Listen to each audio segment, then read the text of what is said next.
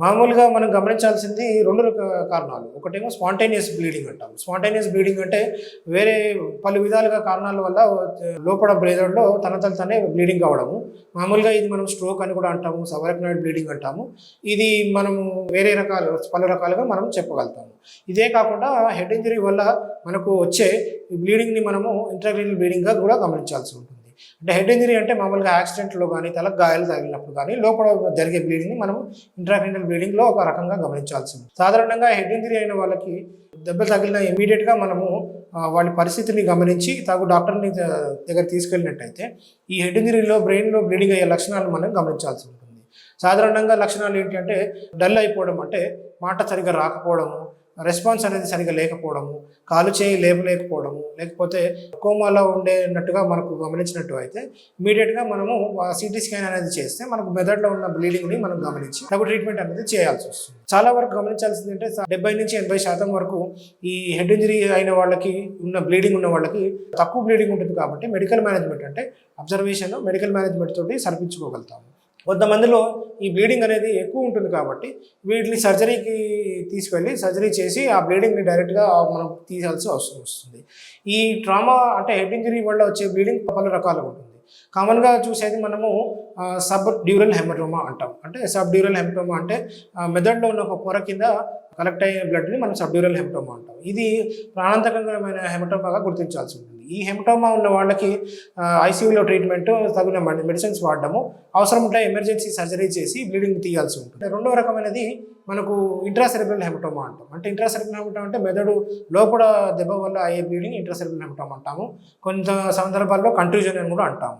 ఈ బ్లీడింగ్ అనేది కూడా వాపు వస్తుంది కాబట్టి ఐసీయూలో అబ్జర్వేషన్, రెండోసారి సిటీ స్కాన్ చేసి ఒకవేళ పెరిగినట్టయితే ఆపరేషన్ రెడీ కావడం అనేది చేయించుకోవాల్సి వస్తుంది.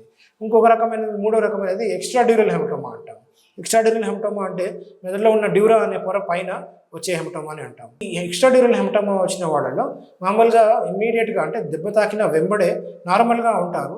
కొద్ది గంటల తర్వాత అంటే 1 గంట 2 గంటల వ్యవధిలో మెల్లగా మనకు మార్పులు కనిపిస్తుంటాయి. మనిషి మాట తగ్గడము, స్పృహ తగ్గడము, వాంతులు కానీ, ఫిట్స్ కానీ రావడము, ఇలాంటివి గమనించినట్టయితే ఎక్స్ట్రా డ్యూరల్ హెమటోమా ఉండొచ్చు అన్న అవకాశం ఉంటుంది. కాబట్టి డాక్టర్ దగ్గర వెళ్ళడము, సిటీ స్కాన్ చేయించుకోవడము, తగిన ఆపరేషన్ ద్వారా నార్మల్గా అయ్యే అవకాశం ఉంటుంది. ట్రామా అంటే హెడ్ ఇంజరీ ద్వారా వచ్చే బ్లీడింగ్ కూడా చాలా రోజులు మందులు వాడి దానికి ఫిట్స్ రాకుండా జాగ్రత్తగా పడి ఉన్నట్టయితే సాధారణంగా మెల్లగా నార్మల్గా అయ్యే అవకాశం ఉంటుంది. కొంతమందిలో ఈ కోమాలో ఉన్న వాళ్ళకి ట్రీట్మెంట్ అనేది చాలా రోజులు అవసరం ఉంటుంది. ఈ రిహాబిలిటేషన్ అనేది, ఫిజికల్ రిహాబిలిటేషన్ అనేది చాలా అవసరం ఉంటుంది. ఫిజియోథెరపీ కానీ, ఇన్ఫెక్షన్స్ రాకుండా జాగ్రత్త పడడము, తగిన ఆహారము ఇచ్చే వ్యవధి చేయడము, ఇలాంటివి రిహాబిలిటేషన్ చేసుకున్నట్టయితే చాలా వరకు ఇంప్రూవ్మెంట్ వచ్చే అవకాశం ఉంటుంది. ఈ బ్లీడింగ్ అయిన వాళ్ళకి కంపల్సరీగా ఫాలోఅప్ అంటే డాక్టర్ని తగిన వ్యవధిలో కలవడము, తగిన మందులు తీసుకోవడం ద్వారా నార్మల్ లైఫ్ అనేది మనం చేసుకోగలుగుతాం. ఈ బ్లీడింగ్ అయిన వాళ్ళకి కూడా కొంతమందిలో ఈ క్రేనియోటమీ అనే సర్జరీ అయిన వాళ్ళకి 2-3 నెలల తర్వాత మళ్ళీ ఆ క్రేనియోప్లాస్టీ అనేది అవసరం ఉంటుంది. దీంతో పాటు ఇది కూడా గమనించాల్సి ఉంటుంది. ఈ తలకు దెబ్బ గాయం తాకిన వాళ్ళకి చాలా వరకు మనం గమనించేది ముఖం మీద కూడా గాయాలు ఉంటాయి కాబట్టి తగు డాక్టర్ని కలిసినట్టయితే మొత్తం ట్రీట్మెంట్ అనేది మనం నార్మల్గా చేసుకొని నార్మల్గా అయ్యే అవకాశం ఉంటుంది. ఈ ట్రీట్మెంట్ అనేది, ఈ హెడ్ ఇంజరీ అనేది, ట్రామా అనేది ఎంత తొందరగా చేయించుకోగలిగితే అంత రిజల్ట్ అనేది బాగుంటుంది.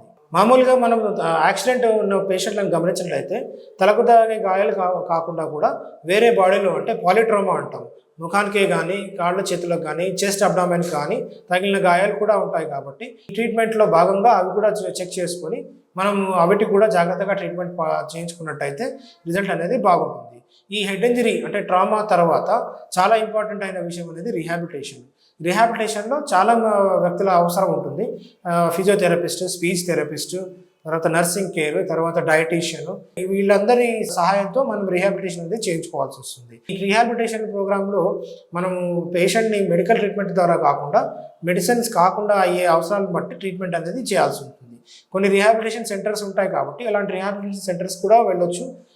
చాలా వరకు హాస్పిటల్ అవసరం లేకుండా మామూలుగా ఫిజియోథెరపీ తగిన ఫిజియోథెరపీ చేయడం వల్ల కాంట్రాక్చర్స్ అనేవి లేకపోతే బెడ్ సోర్స్ అనేవి రాకుండా జాగ్రత్తగా ఉన్నట్టయితే రికవరీ అనేది చాలా ఫాస్ట్గా అవుతుంది. కాంప్లికేషన్స్ అంటే ఈ రికవరీ పీరియడ్లో అయ్యే ఇన్ఫెక్షన్స్ ద్వారా కానీ మనము ట్రీట్మెంట్ అనేది మనం చేయించుకోగలుగుతాము. ఈ రిహాబిలిటేషన్లో స్పీచ్ థెరపిస్ట్ కూడా చాలా ఇంపార్టెంట్. ఈ స్పీచ్ అనేది కూడా మాట పడిపోయిన వాళ్ళకి మళ్ళీ తిరిగి మాట రావడానికి ప్రయత్నం చేయాల్సి ఉంటుంది. ఈ ఆక్యుపేషనల్ రిహాబిలిటేషన్ అంటాము. ఆక్యుపేషన్ రిహాబిలిటేషన్ అంటే తలకు దెబ్బగా తాకిన వాళ్ళకి మళ్ళీ నార్మల్ ఫంక్షన్స్ అనేది అప్పుడప్పుడు రావడం అనేది కుదరకపోవచ్చు. ఇలాంటి వాళ్ళకి తగిన ఎగ్జామినేషన్ చేసి ఆక్యుపేషన్ థెరపిస్ట్ అడ్వైస్ తీసుకొని తగిన జాబ్ చేయించుకున్నట్టయితే మళ్ళీ నార్మల్ లైఫ్కి వచ్చే అవకాశం మనకు ఉంటుంది.